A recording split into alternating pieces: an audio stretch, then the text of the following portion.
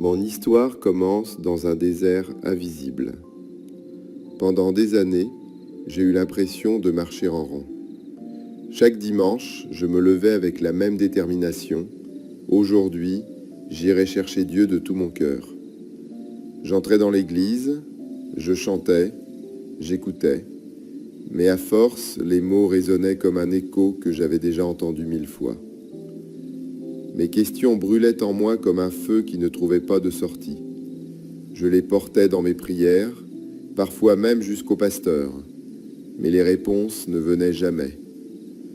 J'avais soif de plus, mais ce plus restait introuvable. Alors j'ai commencé à m'arrêter. J'ai commencé à jeûner. Pas un jeûne de pain ou d'eau, mais un jeûne d'église. 3 fois, j'ai quitté les bancs pour chercher un souffle ailleurs. 3 fois, je suis revenu, espérant que les choses avaient changé. Et 3 fois, le même cercle m'a enfermé. Retour, étouffement, départ. Je voyais pourtant la main de Dieu dans ma vie. Moi, avec seulement un bac, j'enseignais à des étudiants bardés de diplômes. J'occupais des postes mieux payés que ceux d'un médecin. C'était comme si Dieu murmurait « Tu vois, je ne suis pas limité par tes titres. » Mais malgré ces percées, je sentais toujours le sable du désert sous mes pieds. Je travaillais, je priais, je servais, et la boucle recommençait. J'ai fini par comprendre. Ce désert n'était pas une punition, c'était un appel. Un appel à quitter le bruit, un appel à faire silence, un appel à prendre enfin mes responsabilités spirituelles et chercher Dieu par moi-même. Je n'étais pas le seul à vivre ce cercle étouffant. Chaque dimanche, je voyais les mêmes visages assis aux mêmes places.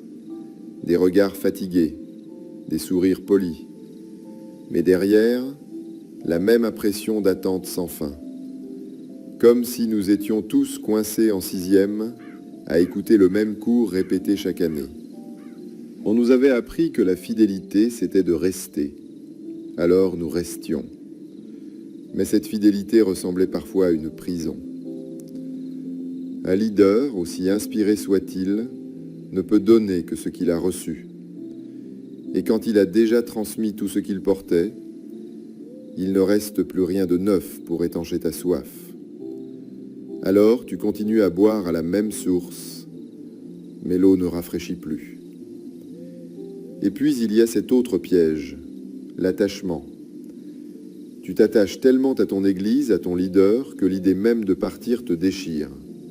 La séparation devient une blessure, presque une trahison.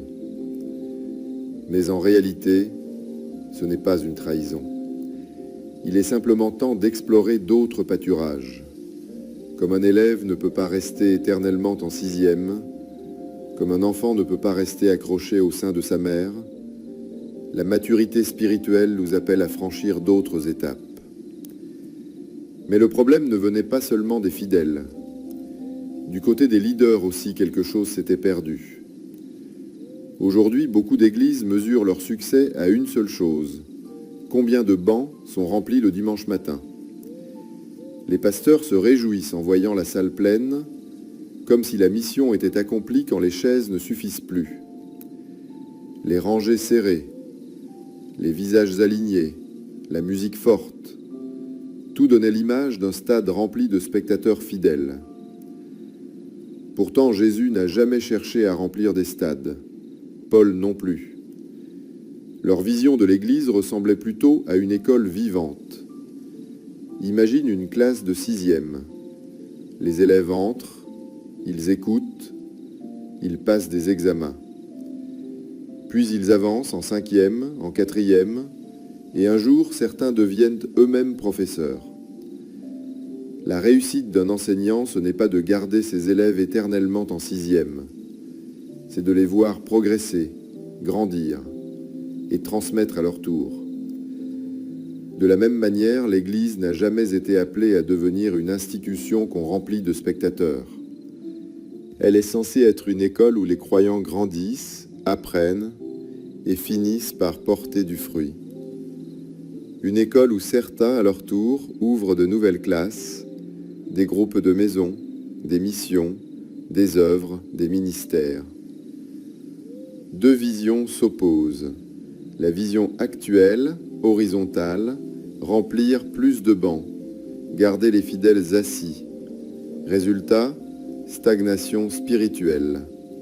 La vision du royaume, verticale et reproductive. Former, élever, responsabiliser. Résultat, une multiplication organique, comme les écoles de disciples de Jésus et de Paul. Au fond, je découvrais que le véritable guide d'un croyant n'est pas son Église, ni même son leader.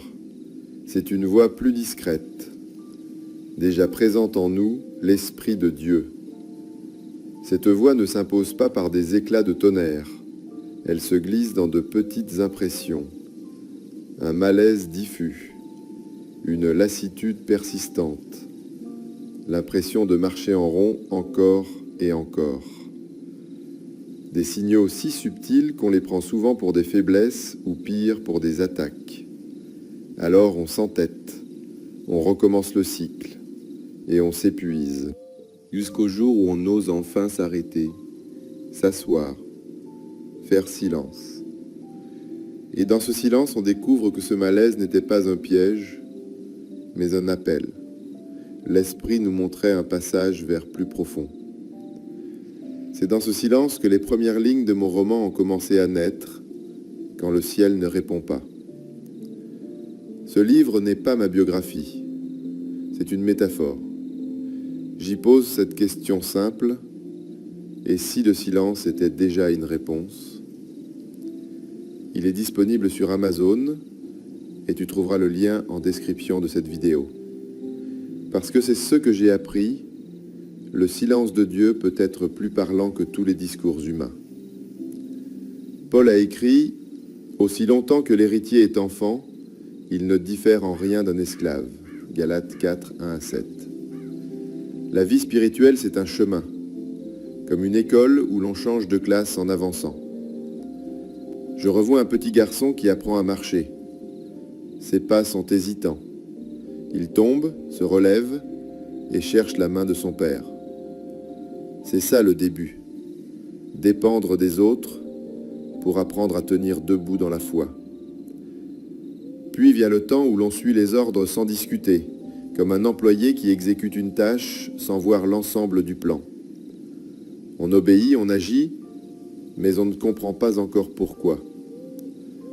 Un jour, Jésus a dit à ses disciples, « Je ne vous appelle plus serviteur, parce que le serviteur ne sait pas ce que fait son maître, mais je vous ai appelé ami. » Jean 15, 15.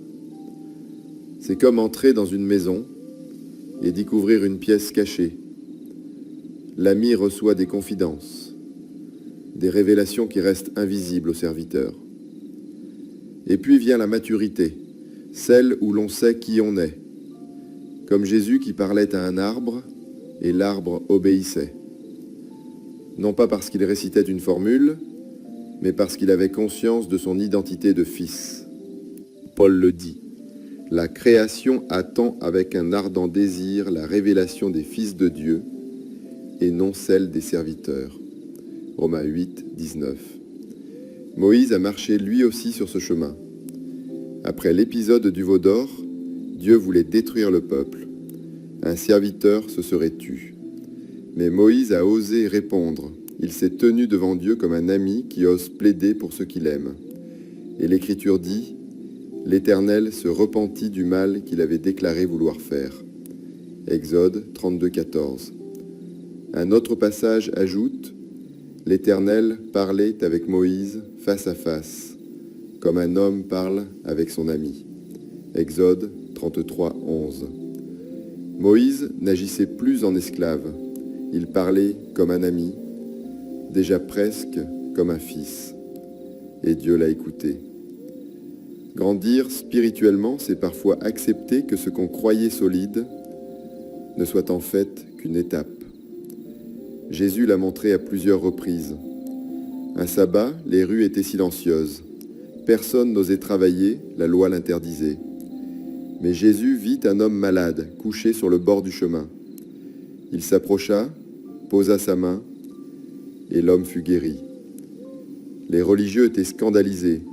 Pourtant, son geste disait « Le sabbat a été fait pour l'homme, et non l'homme pour le sabbat ».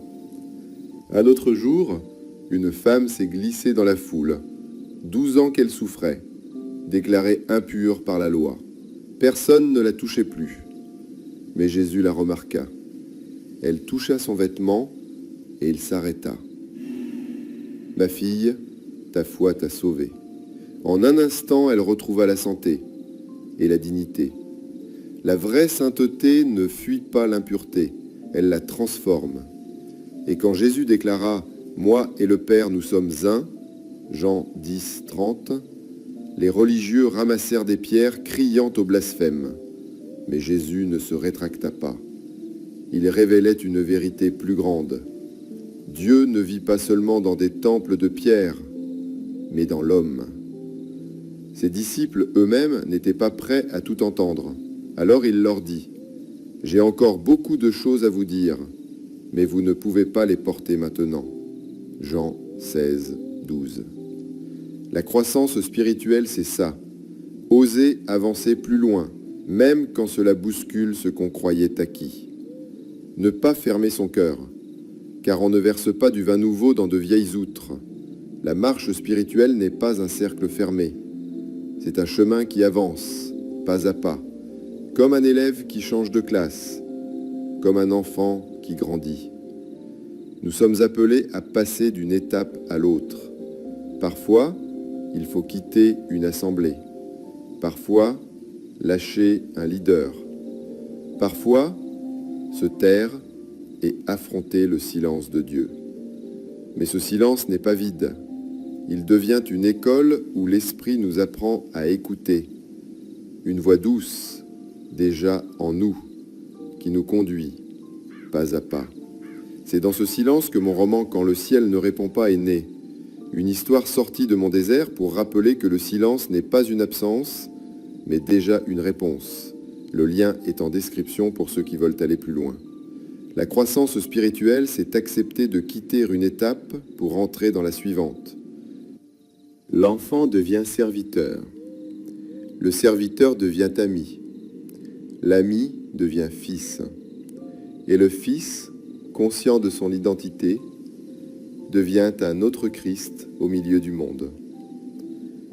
Alors peut-être que toi aussi tu sens ce malaise, cette impression de tourner en rond. Si c'est le cas, n'y résiste pas. Arrête-toi. Écoute. Entre dans le silence. Car la vraie croissance commence souvent là où le bruit s'arrête. Que ce soit en restant dans ton assemblée ou en passant à autre chose, fais-le selon ta guidance interne. La croissance, c'est suivre cette voie en toi. Partager dans l'amour, à intégrer selon ton discernement.